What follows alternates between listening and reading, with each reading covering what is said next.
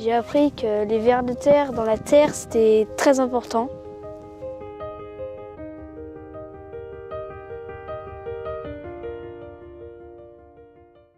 Notre aventure commence en 1985, donc nous sortons de l'école d'horticulture de Pouillet, donc au Pont-de-Cé.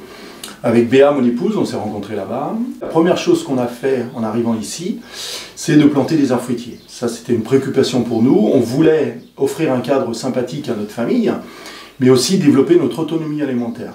Donc, première chose, on plante des arbres fruitiers, et puis, il faut savoir que lorsqu'on est sorti de Pouillet, on avait été formaté par tout un tas de techniques de l'époque. Les engrais chimiques, les pesticides, le gros matériel qui travaille la terre de façon très brutale, on va dire. Ça, très rapidement, on s'est rendu compte que ça ne correspondait pas forcément à nos valeurs. Donc on a abandonné, on est passé assez rapidement au jardinage au naturel.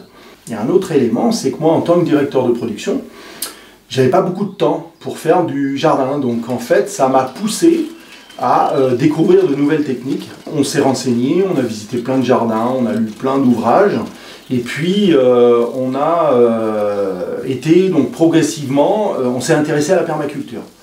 Donc une technique où la terre est au centre de nos préoccupations.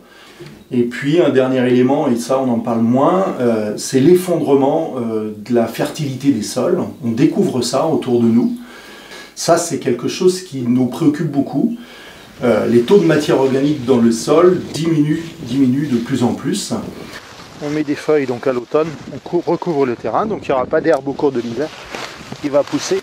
Et c'est surtout que ça va nourrir tous ces êtres vivants du sol pour justement développer une vie intense.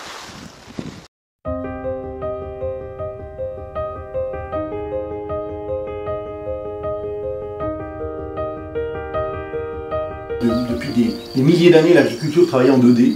Nous, on propose de travailler en 3D avec un sol, bien sûr, extrêmement fertile.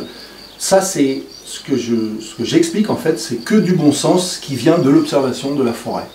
Voilà, un petit peu, je dirais, la permaculture. Le but de la permaculture, c'est produire énormément sur des petites surfaces. Aujourd'hui, c'est mon cheval de bataille, faire vivre la terre, pour nourrir les hommes et éventuellement partager les ressources parce que nous sommes de plus en plus nombreux sur la planète.